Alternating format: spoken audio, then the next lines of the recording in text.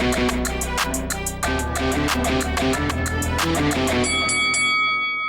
guys, welcome to Boxing Squared for boxing news and views from around the internet. Wow, Tyson Fury frees Sophia, the WBC title, from Deontay Wilder's grasp, ending a 5-year reign as champion. Tyson Fury dominating from start to finish, blitzing Wilder, dropping him twice in the fight, takes the title home with him. Where do we start with this one? Because I don't think many of us expected the sort of drama which we saw. If anything, I think a lot of people expected that it might be the other way around in terms of maybe a cut for Tyson Fury being opened up. But there seemed to be a moment in the third round where Tyson Fury landed a big right hand.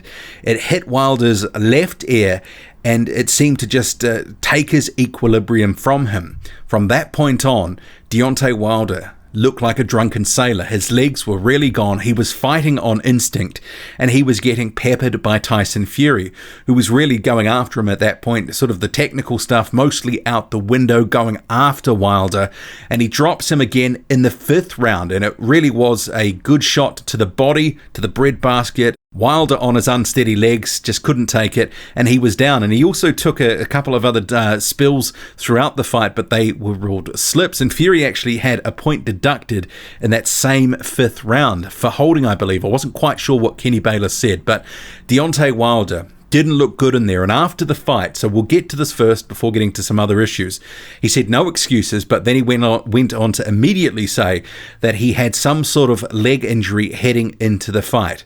But from what I sort of saw, maybe it was a sort of coupling of the leg injury, and obviously it looked like he had a busted eardrum or something that sort of shook up his equilibrium, because from that moment in the 3rd round, he never looked the same. He never really looked a threat. There was the odd time where he looked like he might get close to landing a punch, but there was only 1 or 2 from that point on where he really landed it with any note.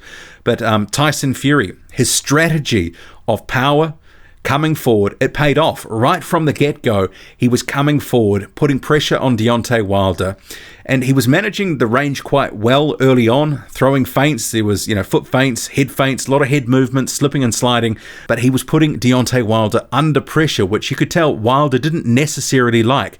And it was a high-risk strategy because Wilder got close a number of times, and even though the commentary team I was listening to, the international commentary team, they kept going on about Wilder's right hands landing flush, to me they looked like Tyson Fury was either riding them or they were sort of cuffing or grazing sort of shots.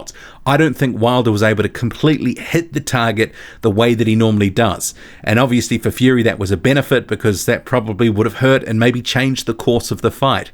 But Fury lands a big right hand in the 3rd. Wilder goes down for the 2nd time in his career, and then obviously down a 3rd time in his career just a few rounds later. Ultimately, though, the fight was called off after the towel was thrown in from Deontay Wilder's corner. JD's and Mark Breland had seen enough. Wilder was absolutely getting peppered with shots and really didn't have too much of a response. In the post-fight, he sort of spoke about the fight being stopped, and he wanted to, as he put it, go out on his shield. But what we saw there from Tyson Fury was a high-risk strategy which paid off. And I know some people were going to say, oh, Deontay Wilder either had a busted ear and that changed the fight, or he came in with an injury. So what? That's boxing. That's what happens. I guarantee if Tyson Fury was honest too, he probably had some sort of niggle heading into the fight. That's just what happens at this elite level in heavyweight boxing. Very rarely is it a fighter going in there 100%. So whatever issue Deontay Wilder had with his leg, obviously it was exacerbated by the ear injury, which seemingly an ear injury. There was blood coming from his left ear, also blood coming from his mouth. Clearly he wasn't his usual self because of those circumstances. But you have to credit Fury for that. He was the one that put it on Deontay Wilder. He did deliver on a strategy to come forward, look for the knockout. He made sure that he put pressure on Deontay Wilder, got up close, smothered Wilder, and Wilder's not necessarily a great inside fighter, and Tyson Fury was able to make the most of that, especially in the earlier part of the fight, leaning on Wilder, trying to tire him out. And you could actually see, even before the first knockdown, Deontay Wilder, mouth open, breathing quite heavy. So you do have to question coming in at 231 pounds. Did that strategy pay off, or are you putting that down to his fight strategy was ultimately changed through the course of the events of the fight? But Tyson Fury, WBC champion, he picks up the 4th belt of his career. Obviously, the ones that Anthony Joshua has were the ones that he used to hold. Joshua picked them up over the time and obviously recently won them back from Andy Ruiz Jr. So that's quite a feat in itself, having those 4 titles in the span of a career. Not many people have done that. So Tyson Fury racking up an achievement, ending Deontay Wilder's 5-year reign as a champion. And in dominant fashion, he had it all over Wilder. He was on him like white on rice. From the moment that he smelt blood, he went in there, and he didn't just smell the blood. In the 6th round, he was even licking Wilder's neck. He was obviously playing up for the moment and talking to Wilder and licking up the blood. So, yeah, obviously for Deontay Wilder, it was a poor night, a poor showing. He wasn't in the fight really at all. A few right hands sort of clipped Fury, not really clean.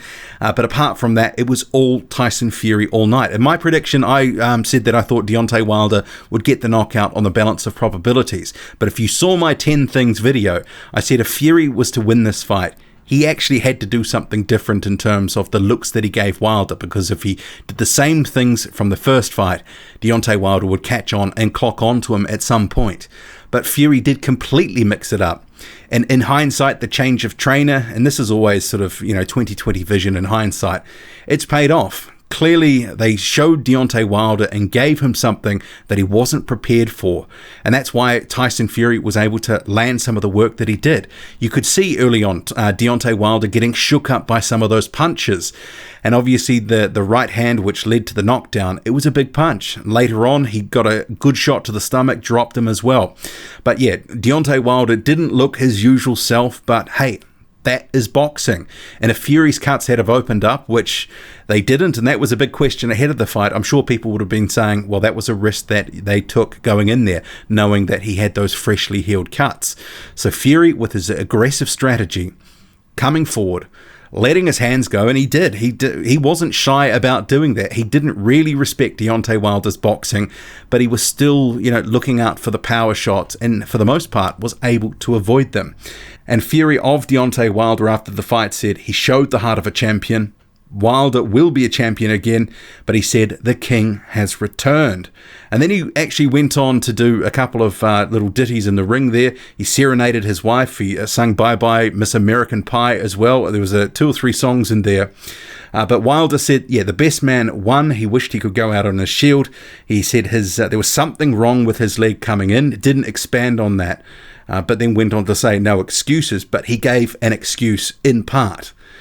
So yeah, this was an intriguing fight, a massive fight for the heavyweight division.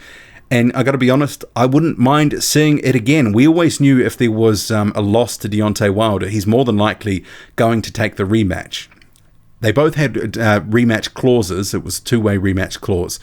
But because Fury took the belt, I think for me, in the manner of what happened in Deontay Wilder being hobbled by potentially this leg injury to some extent, but clearly his equilibrium being scrambled. He just couldn't sort of really do much in there. He couldn't put anything into his punches because he derives a lot of his power through his legs. And his legs were gone early on, and it always looked like it was only a matter of time. So I'm sure what we're going to hear in the coming days and weeks is a Deontay Wilder who is baying for the rematch, probably mid-year or so. If there is a busted ear, it's going to have to heal. But we're going to see a rematch. And for me, I'm okay with that actually, because of what happened and the dramatic nature of this fight, and Deontay Wilder probably knowing he can be better if he's healthy.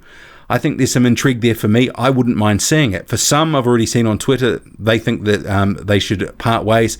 But you can guarantee with the money on offer and the dramatic nature of this result, Wilder going down a couple of times and clearly being looking like a drunken sailor in there and not really being able to fire a shot, there's going to be Wilder and his team will want that rematch and will call for it immediately.